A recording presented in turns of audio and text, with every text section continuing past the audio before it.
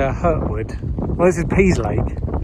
Pease Lake, and we went to the Hurtwood Inn in Pease Lake. It's one of 3 retail establishments. It sells food, as does the village shop.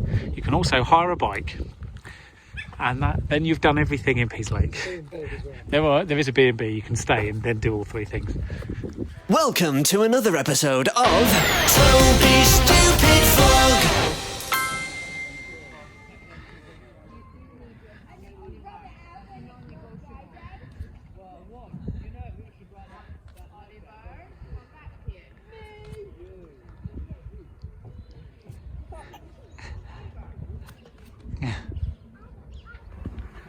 Good afternoon, happy Tuesday. I have to think about that for a moment.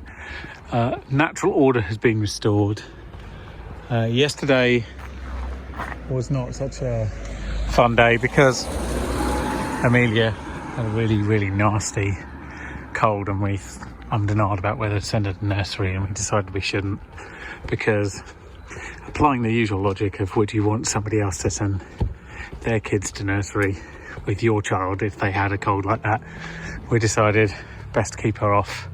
Of course, she recovered within about 2 hours of not going to nursery in the morning, as is often the way. She wasn't great around lunchtime, but by about 3 o'clock she was happy as can be. So she's gone back to nursery today, so I could actually crack on with some work, because I didn't do almost any yesterday.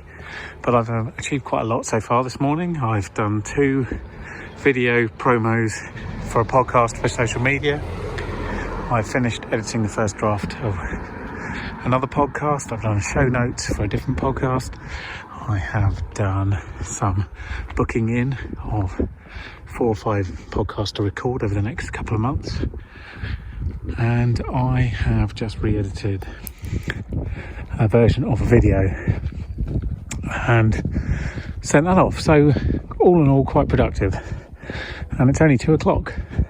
In COVID news, the UK is beginning to feel a bit more normal again. So as of this morning, they've opened up vaccinations to everyone 42 or over on the 1st of July. That is, they turn 42 on the 1st of July, they can book from today, which is, typical. So broadly speaking, you've got to be 10 months older than me to have a vaccine. So I'm right on the cusp. I'm very annoyed. I thought I might get it around my birthday. It's now, nearly 2 weeks later. But I'm pretty sure they'll open it up to me within the next 3 or 4 days. Hooray. Something like 25% of the population has had both jabs. The uptake rate amongst most of the groups that they've vaccinated so far in the UK is about 95%, which is unbelievably high. And in 3 weeks' time, the next step down in regulations happens, so you can eat indoor in restaurants, and museums and glass houses at botanical gardens start to reopen. The travel ban is lifted and things start to look normal again. I think it's worth me throwing some praise at Q's way, because I think I moaned about it before that, having to book tickets in advance was a bit of a pain, and you couldn't be spontaneous when you live nearby. And during the school holidays, obviously it's tricky to get tickets, but they have got very good at reassigning tickets that were for non-members to members at the last minute. So you can very easily now get last minute tickets into the gardens, even if a couple of days earlier it looked like there weren't any. So you can be spontaneous. You still have to, click 4 buttons on different web pages, fill in all your contact details, click continue 3 times, and then wait for an email. But that's like 3 minutes work, so it's not terrible. I look forward to the day when you can just turn up with a card again, though. Nevertheless, it's a step forward, and the National Trust on some places has stopped requiring you to book in advance for use of their car park if they have communal parts, i.e. bits you don't need membership to get into.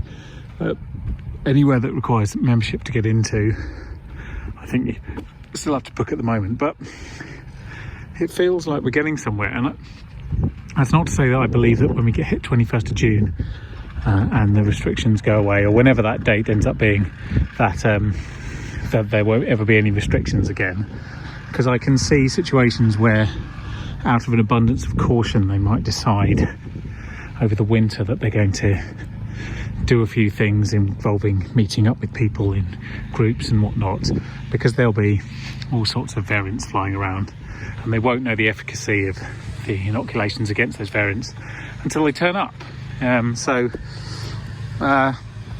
But it'll be normal enough for most people, and after a year and a quarter of it, I think people will be relieved. I'm looking forward to it. Just simple things.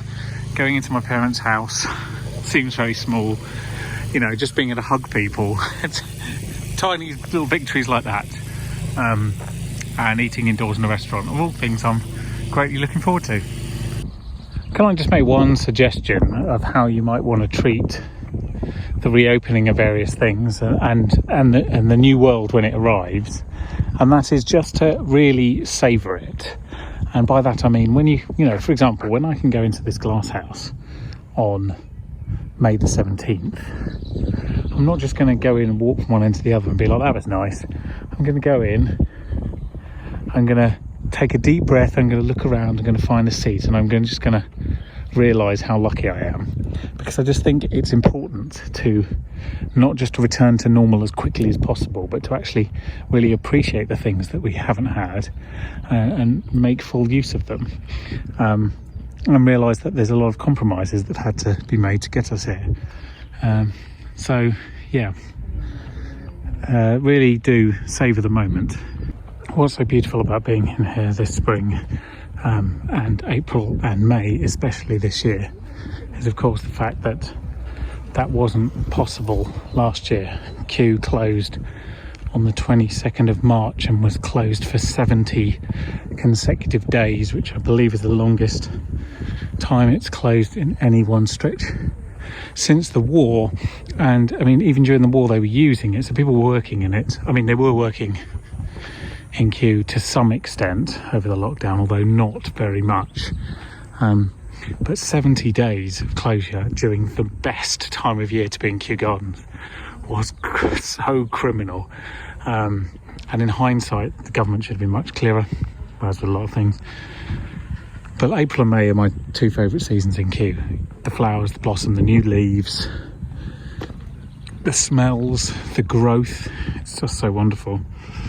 And that's why I'm coming into Kew so much at the moment, and I'm going to be in here again on Friday and then again on Sunday, because you really can't get enough of it this time of year. It changes almost every day, and I'm loving it. Well, I've just done something that feels reasonably momentous. You probably don't think so, but I do. I've just been to the hairdresser for the first time since December 2019. That's pretty insane, isn't it? 16 months ago. Feels odd, but very pleasant. And I know the hairdressers opened a while ago, actually a fair few weeks ago now, and that they were open periodically throughout 2020, but I did not feel comfortable in that environment. It's very close to get to a person. I mean, they do have to physically touch you. You have to feel reasonably confident about the chance they don't have an asymptomatic version of COVID to go, and I've reached that point now, largely because the COVID app powered by Zoe has at the moment estimated there's about 50 people in the borough who have COVID symptomatically or asymptomatically. That is now very low in the borough of nearly 250,000 people, so I feel much more confident. I'm now doing a lateral flow test every time before I see people or visit places like hairdressers and what have you. I've done sort of 5 or 6 now. You're supposed to do at least 2 a week, so I'll be doing another one on Sunday before I meet up with some baby friends, and it just gives you a bit of confidence that you're not the problem. Obviously you don't know about anybody else, but you do your best, you take your chances, and read the reports and the stats and be comfortable with the environment you're operating in, and I'm reasonably happy. I mean, there's no perfect situation, there's no, and you're never going to reach a 0% chance, but I'm feeling a lot better about it. Yesterday, a very statistically unlikely thing happened, and it was quite an emotionally overwhelming feeling, really, even though it's really quite silly. I'll explain.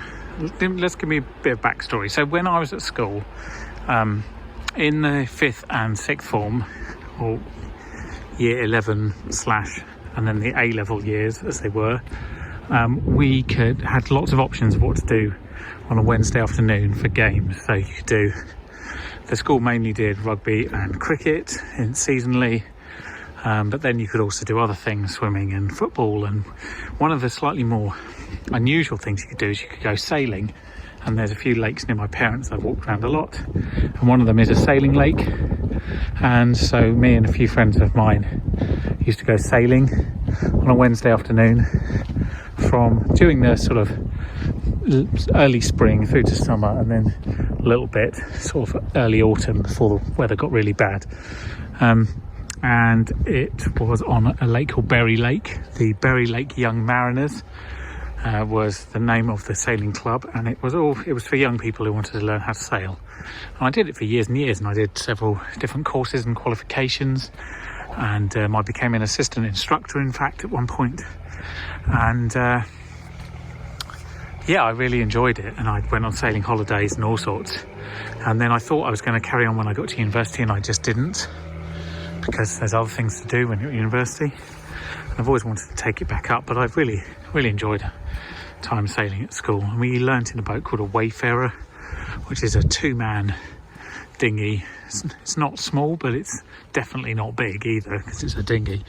And there was 4 or 5 of them there, and they were painted in very particular light blue colours with then a sort of white trim and red base. And all their Wayfarers are painted like that, and they were good boats to sail on. You had to sail properly in them. They weren't racy, but they behaved very rationally. Anyway, there's a lot of sailing clubs on the Thames as well, and I've walked past them many times and thought, oh, maybe I could sail on the Thames. Difficult sailing narrow spaces in tidal waters, I can tell you, because I used to do it occasionally.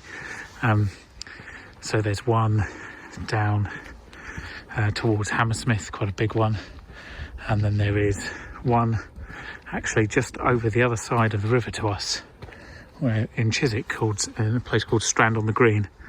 Strand on the Green Sailing Club, I believe it is, actually. Anyway, I was walking past there yesterday. I was doing a round trip, and I looked at their little boatyard, as I always do as I go past, see the little dinghies.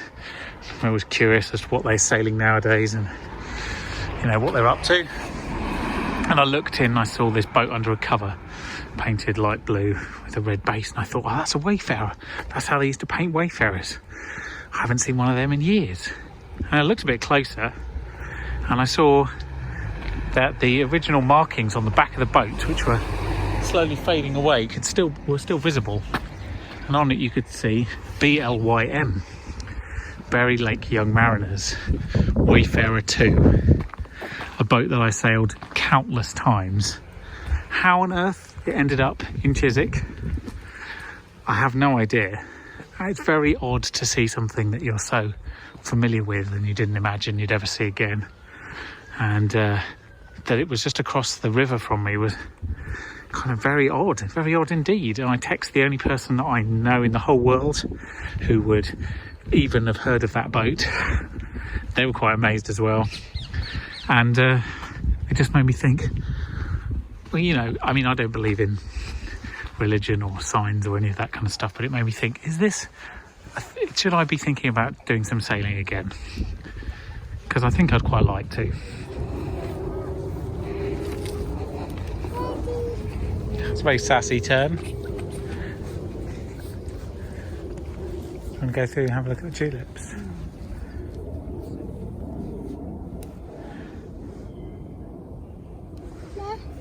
We're going this way, yeah.